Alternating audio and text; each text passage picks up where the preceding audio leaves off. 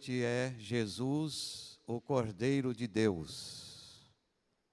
Nós acompanhamos no prelúdio um coral cantando, falando sobre Jesus, o Cordeiro de Deus.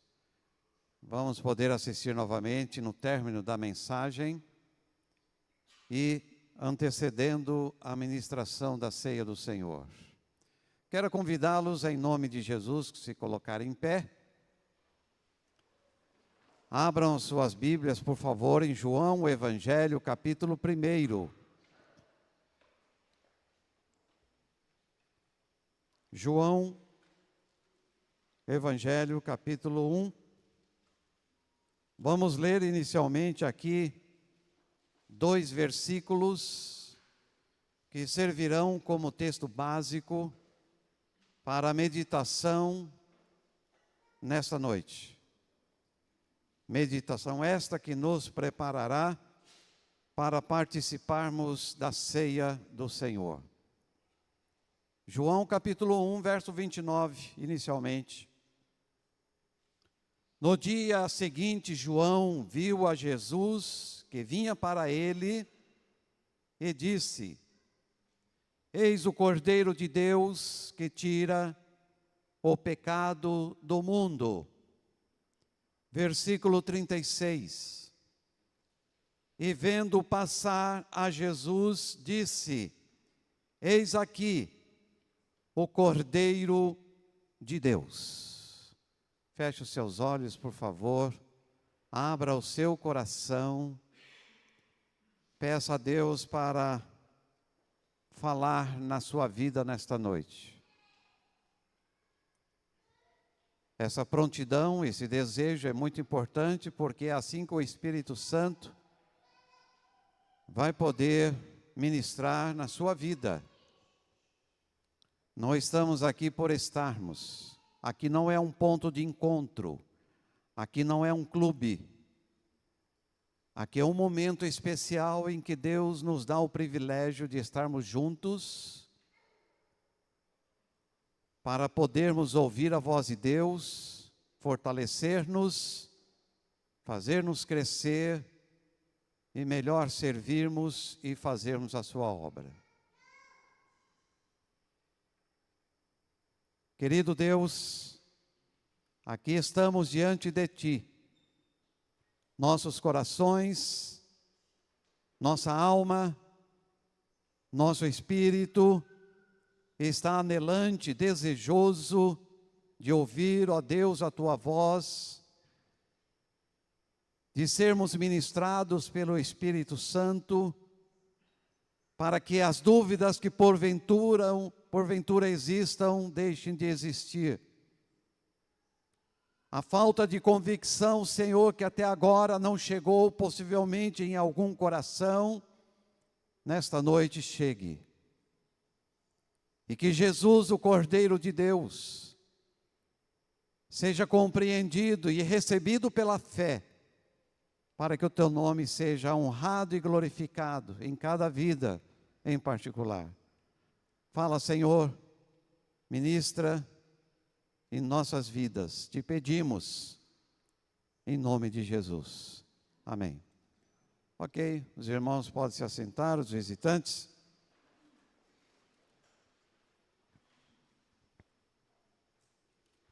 Este versículo 29 e os demais, até chegarmos ao 36, que nós lemos como texto básico, retrata aqui o tempo que João, o Batista, primo de Jesus, estava lá na Galileia, estava lá em Jerusalém, nos seus arredores, pregando o Evangelho, preparando o terreno para a chegada de Jesus, o Salvador, aquele que morreria na cruz do Calvário em favor dos homens, em nosso favor. Estas coisas aconteceram em Betbara, ou Betbará, do outro lado do Jordão, onde João estava batizando. Segundo o que está registrado na Bíblia Sagrada, Deus, no seu plano divino, Plano este que foi estabelecido para o homem. Deus o criou, sua imagem e semelhança. Obrigado.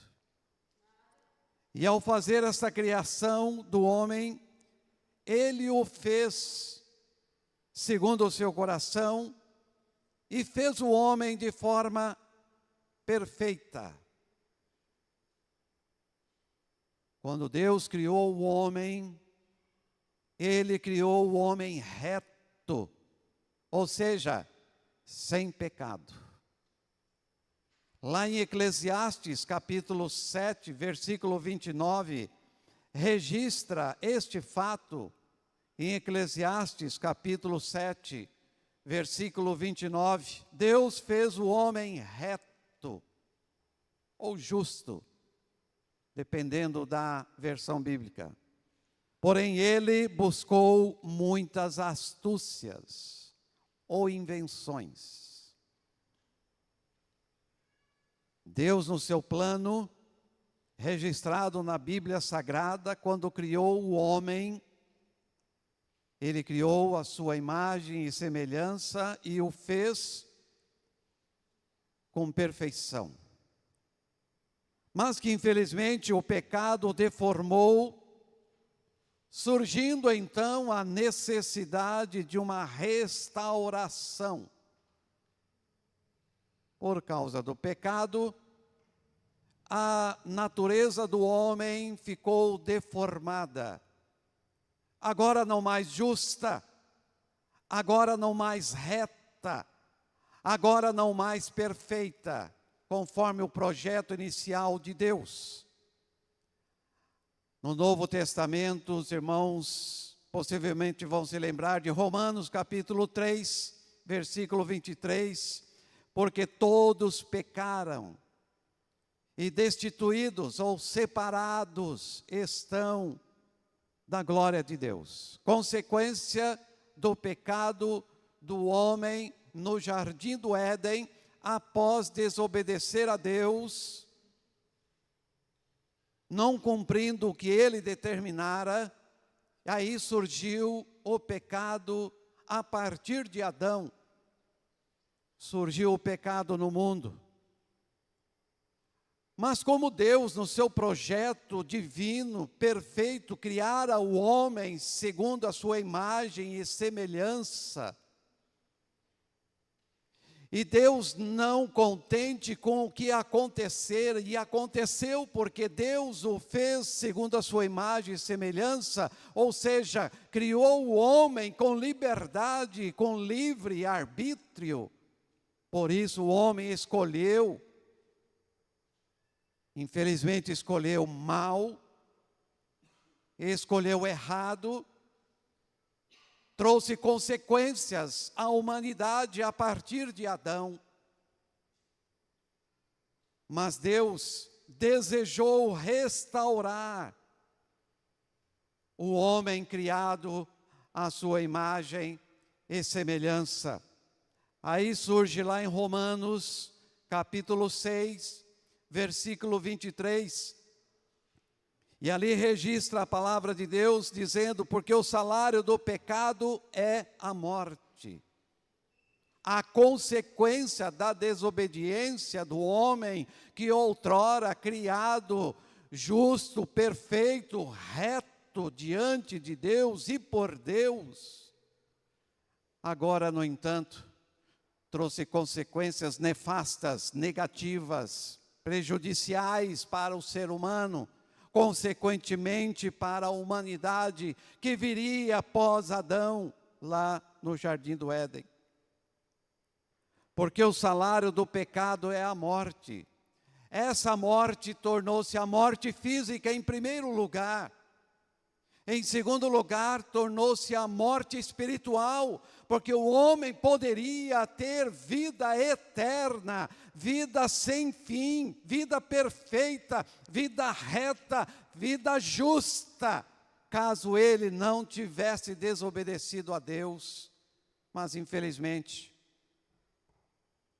ele ficou também, além da morte física, sujeito à morte espiritual, desde então, todo ser humano nascido neste mundo, a partir de Adão, mortos espiritualmente, sem vida. E a terceira morte aí é representada por causa da desobediência de Adão no jardim do Éden. O homem, se não levasse em consideração o plano futuro de Deus para conosco, através de Jesus, o Cordeiro de Deus, ele sofreria também a morte eterna.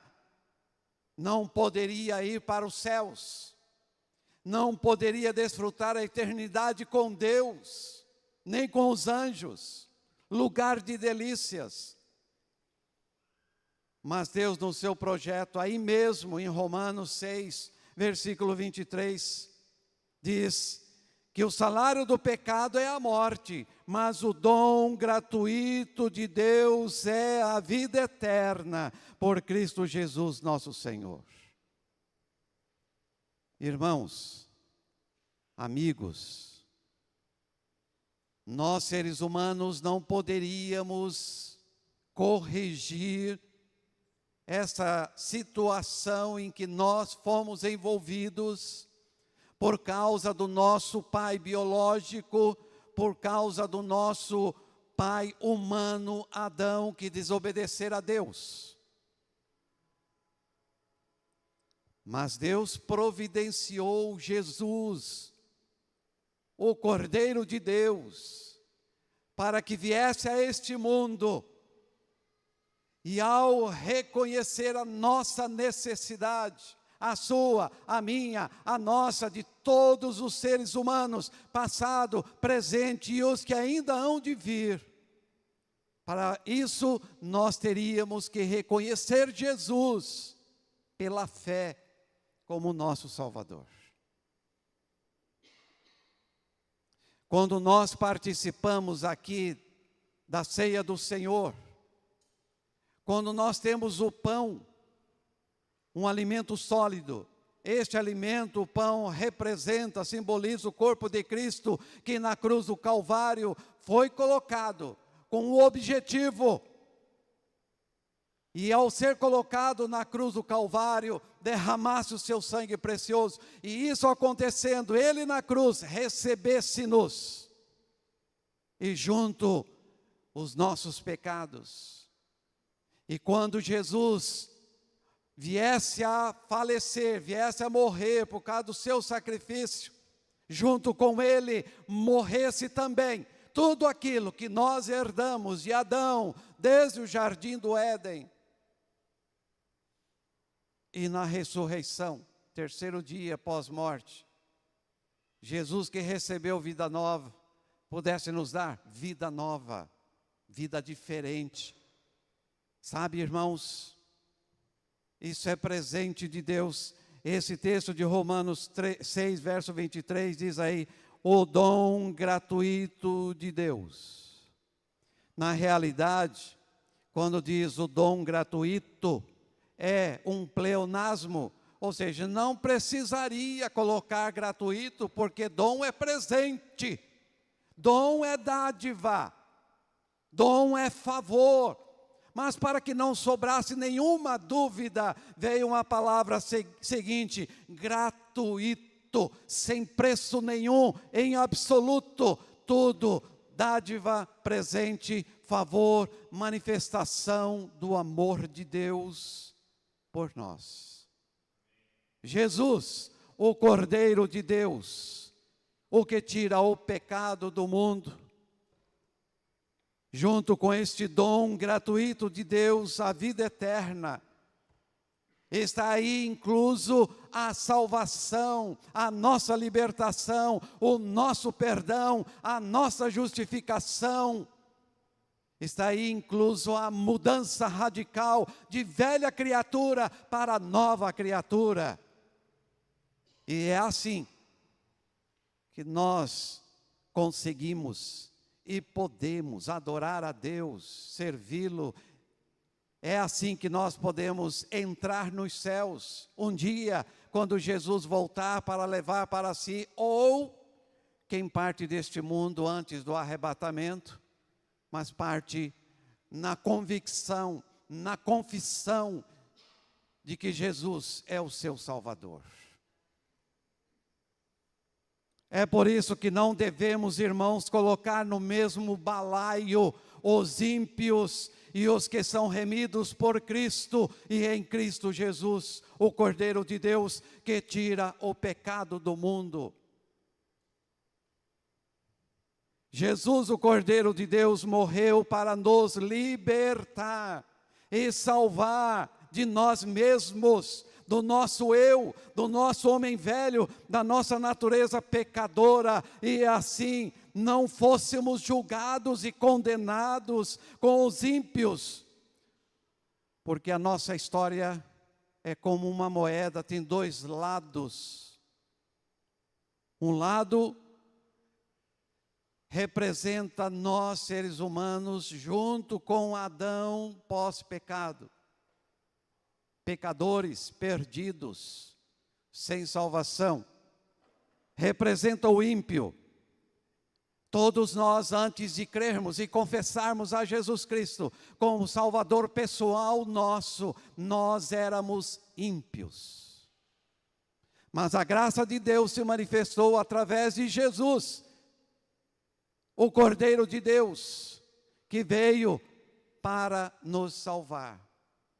Agora, irmãos, depois de crermos e confessarmos a Jesus, nós deixamos de ser ímpios, porque a graça de Deus nos alcançou e agora nós somos remidos, salvos, libertos, convertidos genuinamente pelo poder, graça, misericórdia, bondade de Deus, quando nós, pela fé, cremos e confessamos Jesus Cristo, o Cordeiro de Deus, que tira o pecado do mundo, que tira o meu pecado.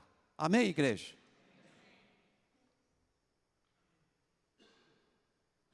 Agora, irmãos, que nós, pela fé, cremos que Jesus é o Cordeiro de Deus, que veio a este mundo para tirar o meu pecado.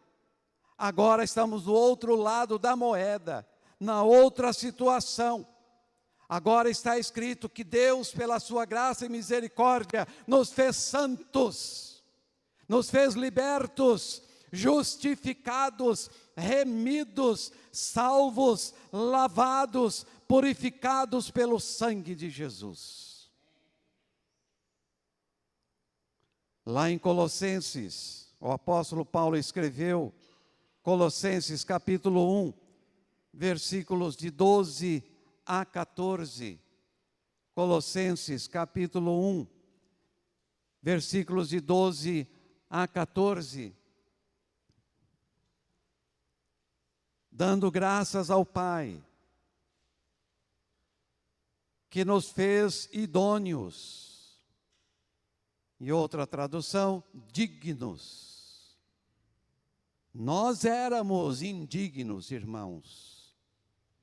Nosso tempo de impiedade, nós éramos indignos.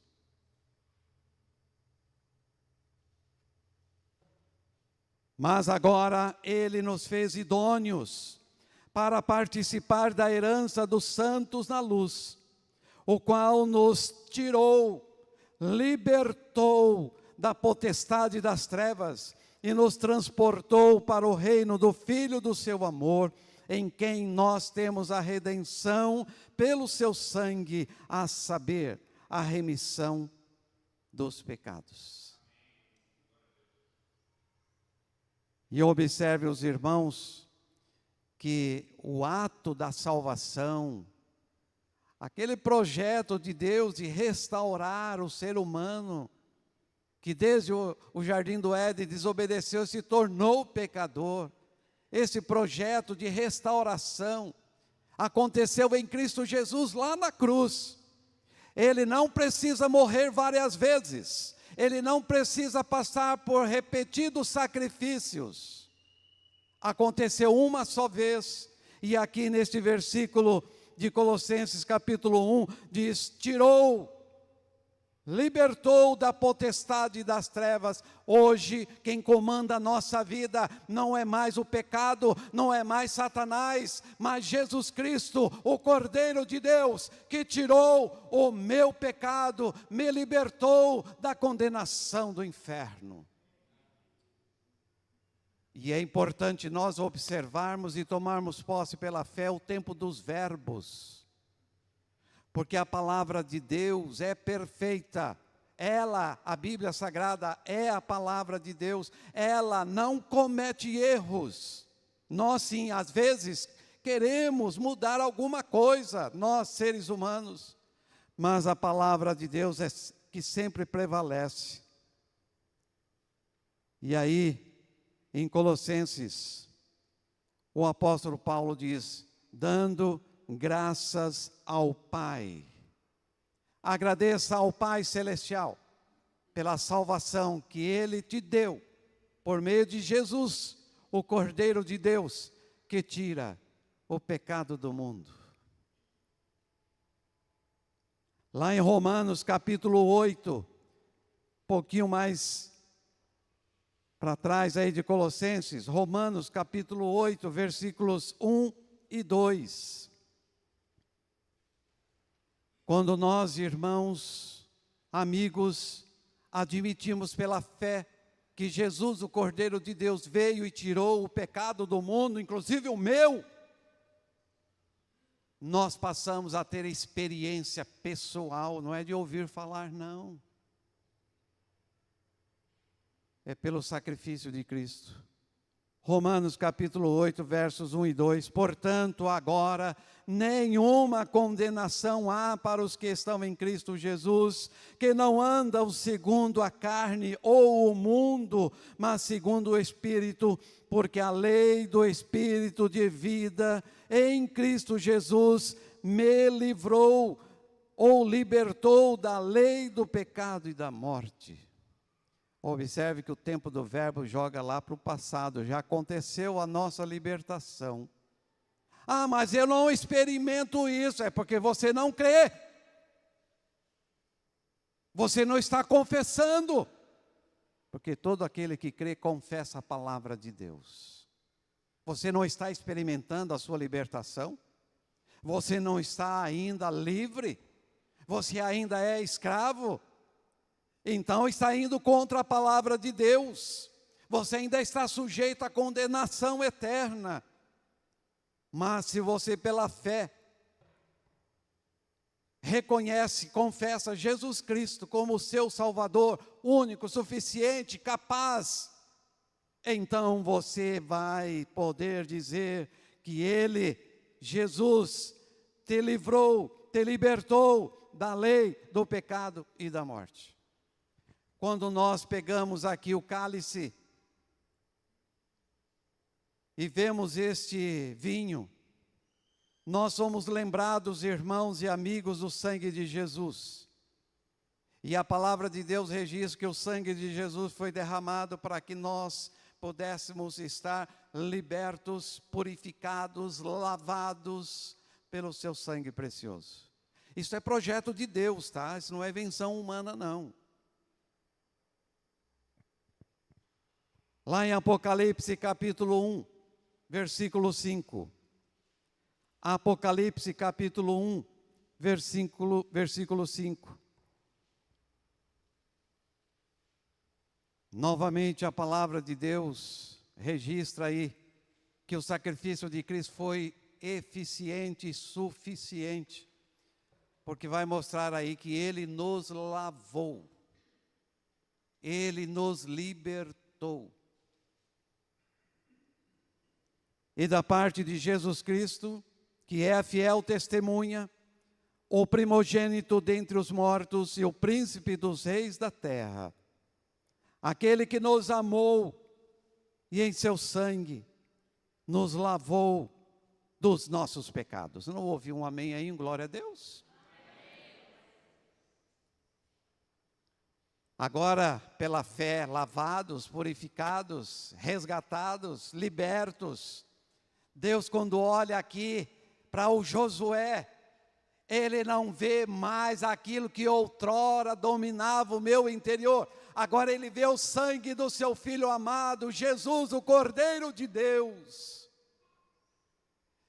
E você, quando for participar da ceia, você vai estar se derramando na presença de Deus e glorificando a Ele por ter dado este presente, ter lhe dado este recurso de estar salvo, liberto, purificado, lavado no sangue de Jesus. E em seu sangue nos lavou dos nossos pecados. No Antigo Testamento, o bode era usado para sacrifício. O bode tinha que ser sem defeito. Era sacrificado para perdão dos pecados, ou para lavar. Era uma simbologia do perdão. Lá em Levítico, esse texto não vai aparecer no telão, Levítico capítulo 4, versos 23 e 24. Aqui no Antigo Testamento, eram usados bezerros, ovelhas, bodes, para serem sacrificados, sangue derramado, para o perdão dos pecados. Verso 23 de Levíticos capítulo 4. Se o pecado que cometeu lhe for notificado, então trará pela sua oferta um bode tirado das cabras, macho, sem defeito. E porá sua mão sobre a cabeça do bode e o degolará no lugar onde se degola o holocausto. Perante a face do Senhor, expiação do pecado é. Antigo Testamento era o sacrifício de animais. No entanto, agora no Novo Testamento, nós vemos Deus mudando um pouco essa história. No Novo Testamento já não é através ou por meio de sangue de bodes e de bezerros, mas pelo sangue de Cristo, o Cordeiro de Deus imaculado. Ou seja, sem nenhuma mancha, sem nenhum defeito, perfeito, perfeitíssimo, sem pecado. Lá em Hebreus, capítulo 9 de Hebreus, alguns versículos, esse já deve aparecer aí no telão. Hebreus capítulo 9, versos 11 e 12, e depois 14 e 15.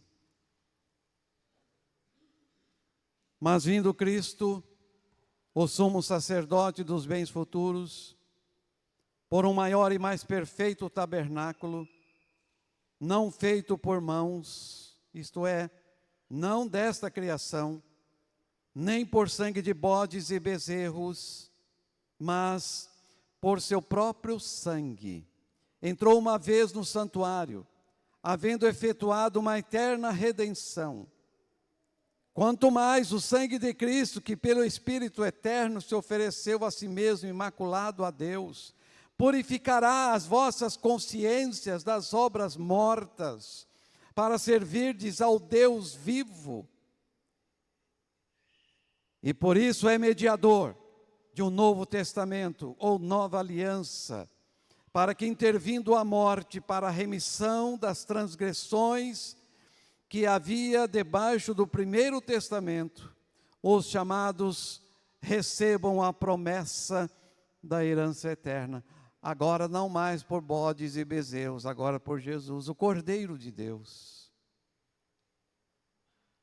Em Cristo, irmãos, isso é uma realidade, não é uma utopia, algo de ficção, algo de lenda, algo inalcançável. Isso é realidade.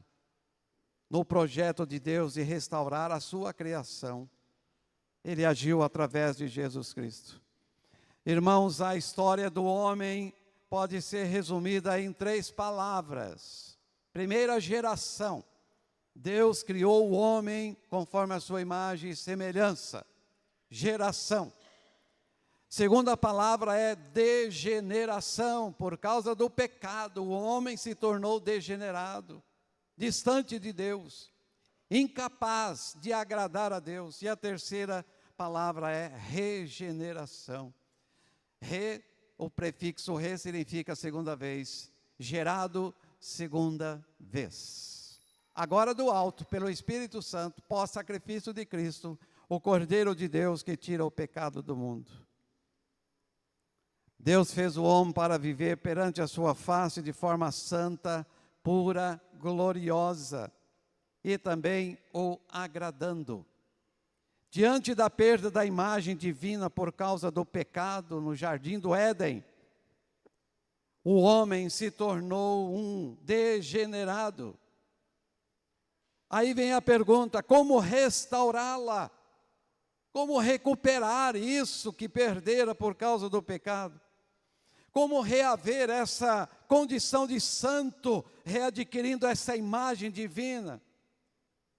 Será que podemos entrar no reino de Deus com essa natureza pecadora, rebelde, desobediente, portanto maculada pelo pecado, e que está no homem natural, nascido de papai e mamãe, sem que antes aconteça um milagre da salvação, do novo nascimento, da regeneração?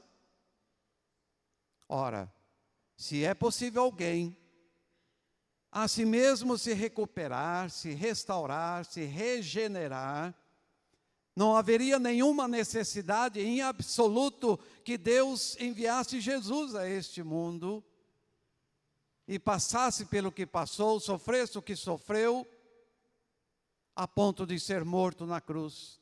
Não precisaria. Mas é tão evidente que nós mesmos não teríamos este recurso em nós, nenhum ser humano, por mais capaz, intelectual, financeiramente ou fisicamente, não ser capaz, é que Deus mandou Jesus, o Cordeiro dele, para tirar o nosso pecado. Não tem outra maneira.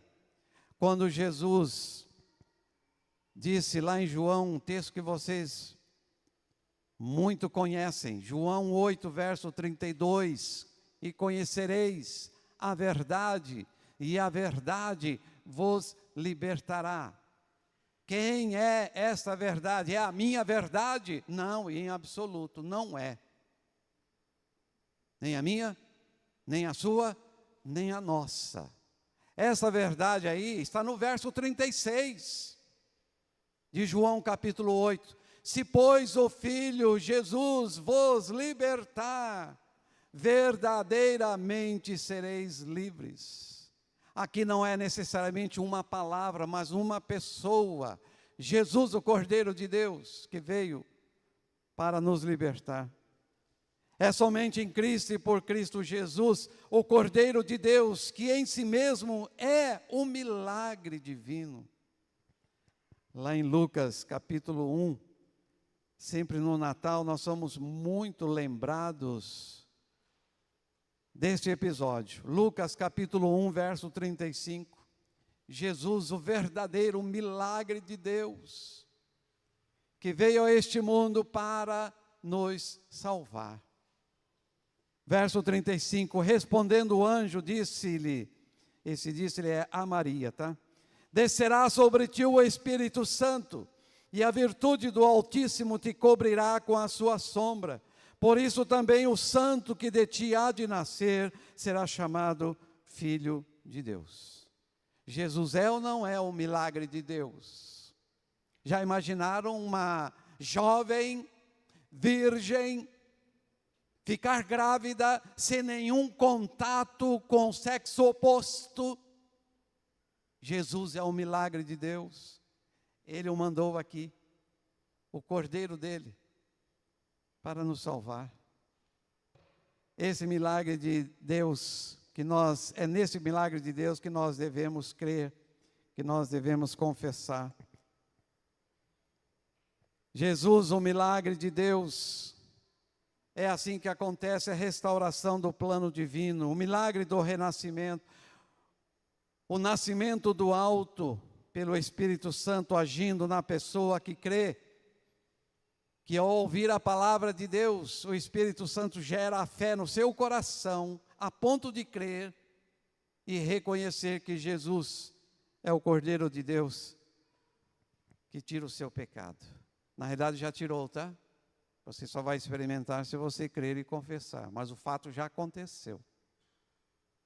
Lá em Romanos capítulo 10, versículos de 8 a 10. Romanos capítulo 10, versículos de 8 a 10.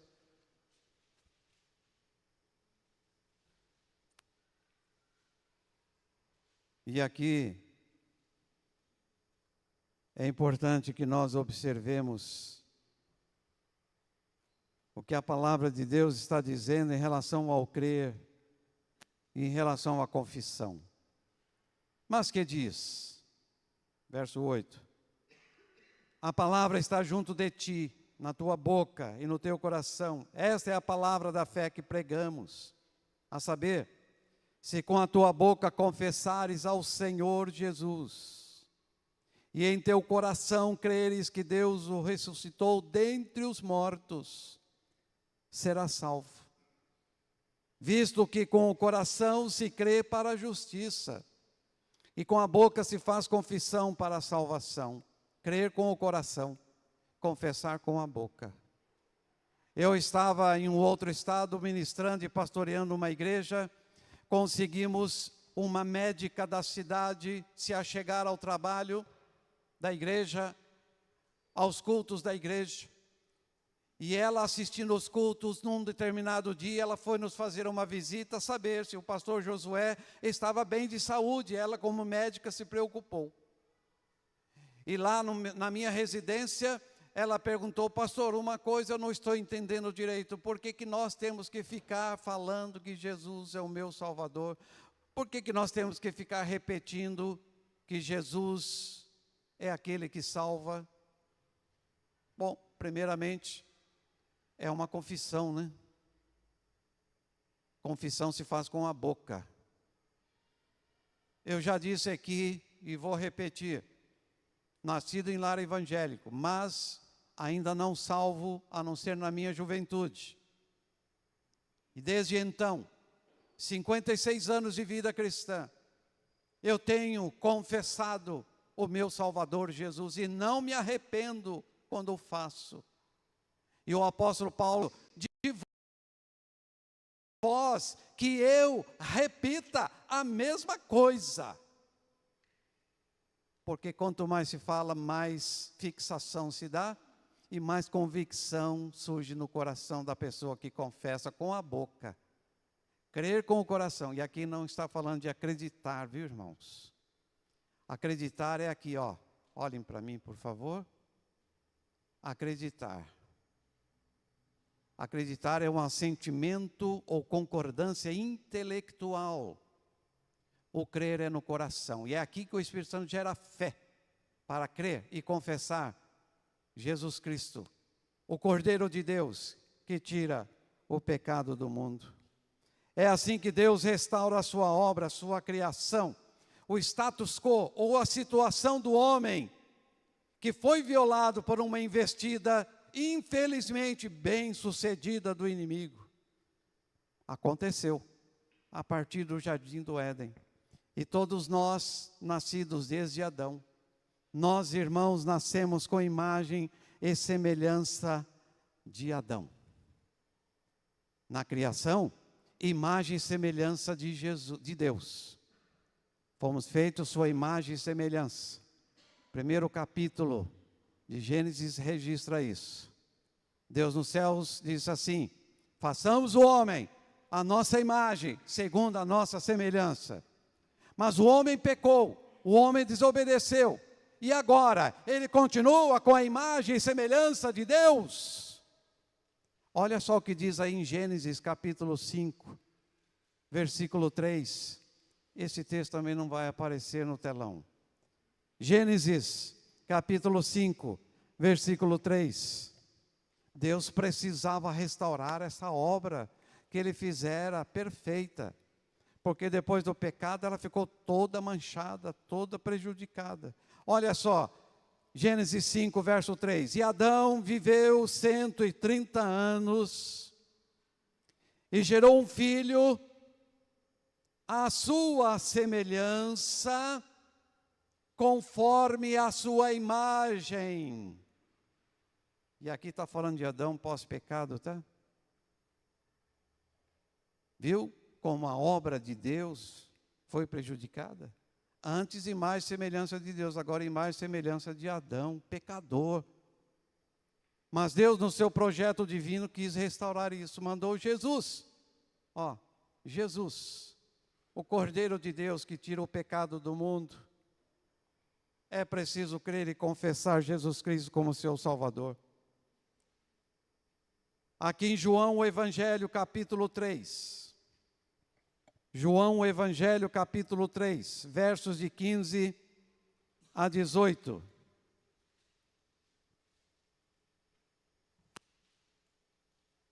No meio está um versículo que nós sabemos de cor e salteado. É o texto áureo da Bíblia, que é o verso 16, né? Mas nós vamos ler de 15 a 18.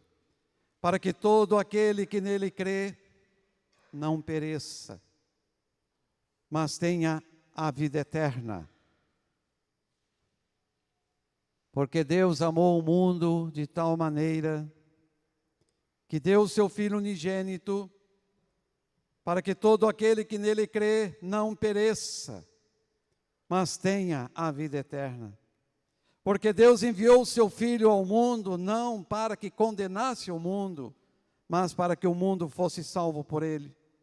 Quem nele crê não é condenado, mas quem não crê já está condenado, porquanto não crê no nome do unigênito Filho de Deus.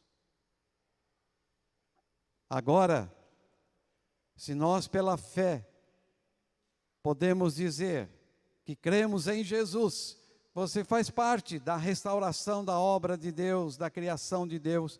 Deus então já mudou o seu status quo, a sua situação atual. Você era velha criatura, agora você é nova criatura. Você era um ímpio,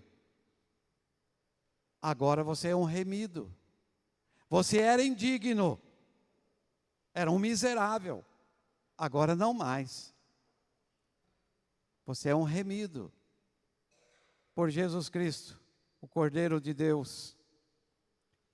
Segundo Sócrates, filósofo grego, viveu no século IV a.C., ele disse certa feita: o homem inteligente era aquele que preferia o bem,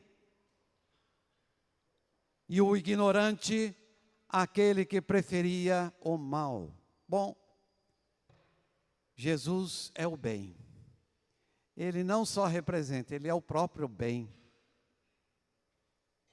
Você é inteligente ou é ignorante? Você prefere o bem ou prefere o mal? O que é que você vai comemorar nesta noite ao pegar o pão? O sacrifício de Cristo, que na cruz do Calvário, o Cordeiro de Deus, recebeu em si mesmo o seu pecado, os seus pecados.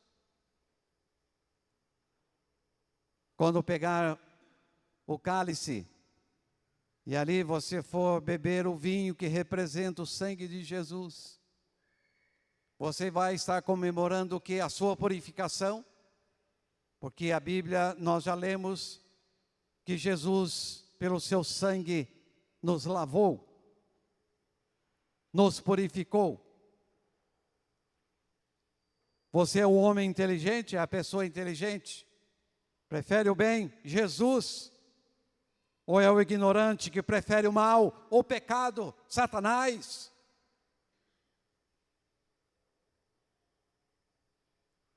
A expressão Cordeiro de Deus conecta Jesus com os sacrifícios de animais lá do Antigo Testamento. especialmente o cordeiro pascal, Páscoa. No contexto judaico, o cordeiro era um animal puro, sem defeitos, e a sua morte era uma forma de expiação de pecados.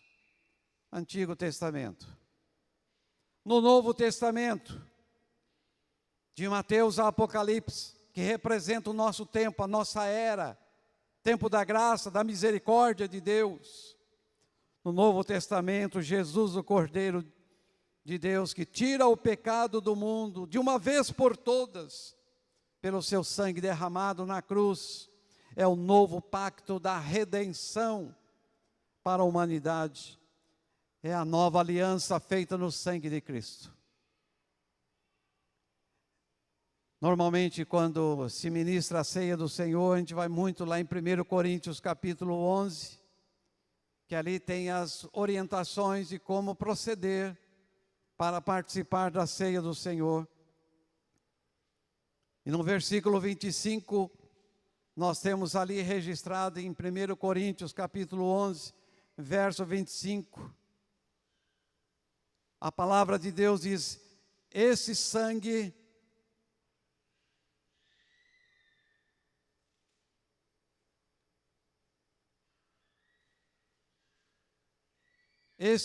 representa o Novo Testamento, a nova aliança no meu sangue. Toda vez que nós participarmos ao tomar o cálice, nós devemos entender pela fé que esse cálice representa a nova aliança, o Novo Testamento, no sangue de Jesus. E nós o fazemos em memória dele, em gratidão, em louvor, em adoração. O apóstolo São Pedro, na sua primeira carta, capítulo 1, 1 Pedro, capítulo 1, começando no verso 18. Talvez você ainda não dominou exatamente esse assunto e às vezes você esteja questionando, mas será? Será que se eu usar os meus recursos não vai dar uma ajuda? Aí esse texto, 1 Pedro capítulo 1, verso 18 até o 21. Sabendo que não foi com coisas corruptíveis, como prata ou ouro, que fostes resgatados da vossa vã maneira de viver, que por tradição recebestes de vossos pais, mas com o precioso sangue de Cristo, como o Cordeiro imaculado e incontaminado, o qual na verdade em outro tempo foi conhecido, ainda antes da fundação do mundo, mas manifestado nestes últimos tempos por amor de vós, e que por ele credes em Deus, que o ressuscitou dentre os mortos, e lhe deu glória, para que a vossa fé e esperança estivessem em Deus. O Cordeiro Imaculado foi o nosso resgatador. Não foi bodes, não foram bezerros, não foram ovelhas, foi o Cordeiro de Deus, Jesus, que foi sacrificado. Irmãos e amigos, finalizando, saibam que Deus não convive com o pecado porque Ele não o suporta. Porque Deus é santo, santíssimo. Ele é puro, puríssimo. Ele não gosta do pecado. E é por isso que Ele deu Jesus, seu Filho amado, para libertar o homem do seu pecado. O profeta Isaías escreveu dizendo que Deus não suporta o pecado. Lá em capítulo 1, verso 13. Mandou Jesus para resolver o nosso problema. Aí Jesus veio, morreu na cruz, derramou o seu sangue precioso. Ele completou a sua obra para poder voltar ao reino celestial, ao lado do seu Pai, o nosso Deus. Aí nós chegamos lá em Hebreus capítulo 1, verso 1. Hebreus capítulo 1, Desculpe, verso 3, Hebreus capítulo 1, verso 3. Falando sobre Jesus, o qual, sendo o resplendor da sua glória e a expressa imagem da sua pessoa, e sustentando todas as coisas pela palavra do seu poder, havendo feito por si mesmo a purificação dos nossos pecados, assentou-se à destra ou à direita da majestade nas alturas. Jesus pessoalmente cuidou de purificar os nossos pecados. Oh, glória! Obrigado, Jesus, Cordeiro de Deus, que foi trazido a este mundo para tirar os nossos pecados. E hoje participarmos dignamente deste memorial que nos faz lembrados do sacrifício glorioso de Jesus, ainda que custou para ele muito, muito sofrimento. Agora, pela fé, é Cristo o Cordeiro de Deus, vivendo a justiça no redimido, no salvo, e jamais o eu vivendo em justiça, porque o eu representa o homem velho, pecador, e esse não consegue ser puro por si mesmo. E Jesus, quando veio a este mundo, ele veio nos libertar. Ele não veio dosar, ele não veio dar um jeitinho, ele não veio fazer uma transformação. Eu continuo como homem velho, Jesus dá um jeitinho, coloca o homem novo dentro de mim, aí nós vamos a trancos e barrancos, cai aqui, oi, cai acolá, mas depressa levanta e começa a cantar. Não é isso não. O sacrifício de Cristo na cruz foi perfeito. O seu sangue derramado nos garante que Ele nos livrou, nos lavou, nos libertou. Você pode, pela fé, crer nisso?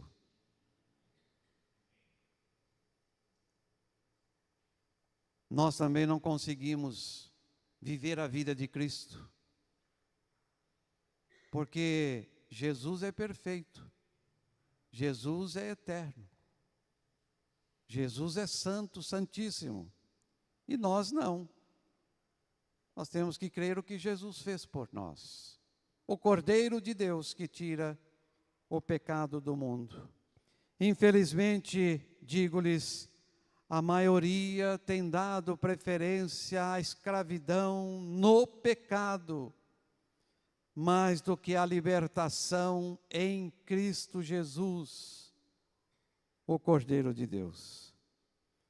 Vocês sabem que lá no Egito, quando Deus resolveu levantar Moisés para a libertação do seu povo escravizado há mais de 400 anos, Deus orientou e trabalhou através de Moisés e o povo foi liberto.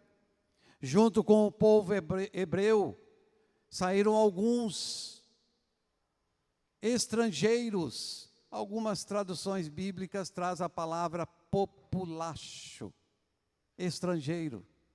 Quando chega num determinado ponto do deserto, eles começam a maldizer, a reclamar. Porque lá no Egito nós tínhamos melões, nós tínhamos cebola, nós tínhamos isso, nós tínhamos aquilo. E aqui nós estamos passando fome. Seria bom que nós voltássemos e permanecêssemos lá na escravidão. Isso aconteceu. Está lá em Êxodo, capítulo 14. Tem pessoas que estão preferindo viver na escravidão do que crer e confessar Jesus, o Cordeiro de Deus, o seu libertador. Baixe a sua cabeça, por favor. Antecedendo a ministração da ceia, nós vamos ouvir e ver novamente aquele coral. Eu gostaria que quando fosse passar novamente o vídeo, Jesus, o Cordeiro de Deus, apagasse as luzes. Ficou um pouquinho claro, não deu para identificar direito. Eu já quero chamar aqui, por favor, os irmãos e irmãs que vão nos ajudar aqui com os elementos. O Ministério de Louvor, a banda, por favor. Você com a cabeça baixa aí, comece a agradecer a Deus por Jesus, o Cordeiro dele que tira e tirou o seu pecado. Você vai participar da ceia. E na ceia, você vai estar dizendo: obrigado, Jesus, pelo teu sacrifício. Obrigado, Cordeiro de Deus, por ter derramado o teu sangue. Obrigado, Espírito Santo, por ter revelado no meu coração esse plano da salvação perfeito. Obrigado, Senhor, por ter restaurado-me, por ter me dado oportunidade de em Cristo Jesus ser um salvo, um remido. Esteja agradecendo a Deus.